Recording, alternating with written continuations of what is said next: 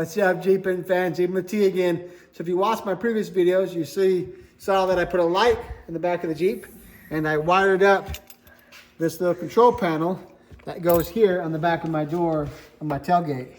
So now I'm going to install that and hook this light up to the switch.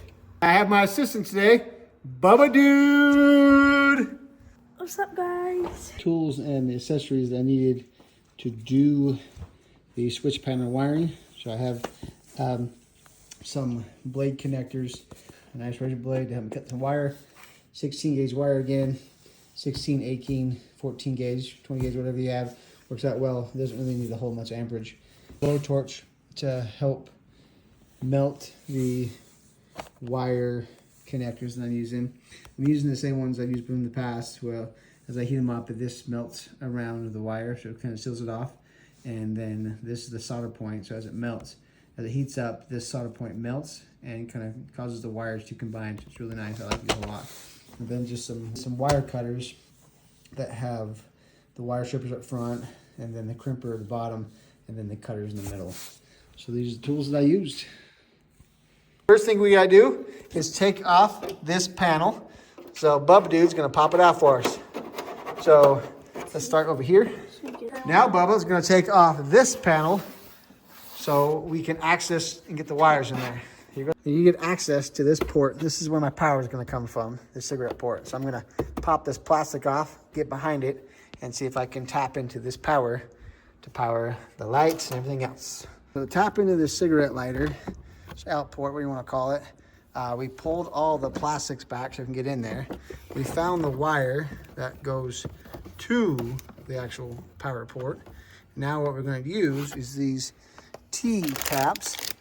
That allows us to T-tap into them. Yes.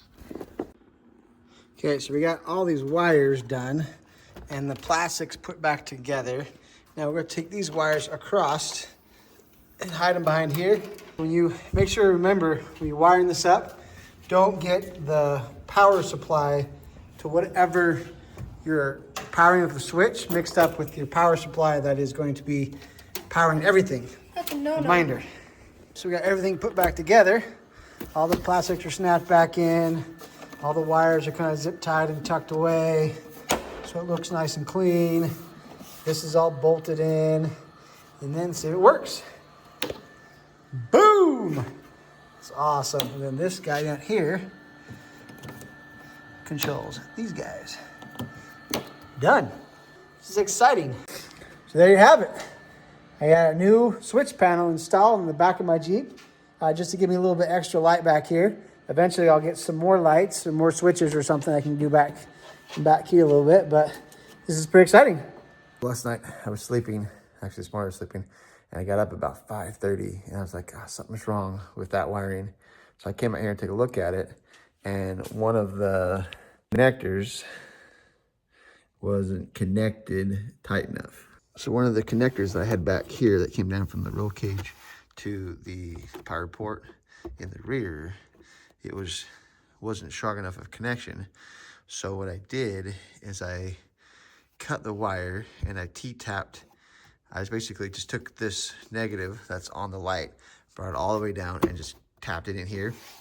Then I took the wire over here and I T-tapped into just that rear third brake light to give me the power for this thing. So now I got it up and going again, and it's working fine. No more shorts, no more bad connections. So now it's solid, and I've just put it back together now. It's working good. Check it out. There it is. I also added just some quick connectors here and this connector here, which will allow me to take this unit off. If I want to add more accessories, I don't have to cut any more wires. I can just disconnect here and here, add the next two accessories, next two switches, and put it all back together again.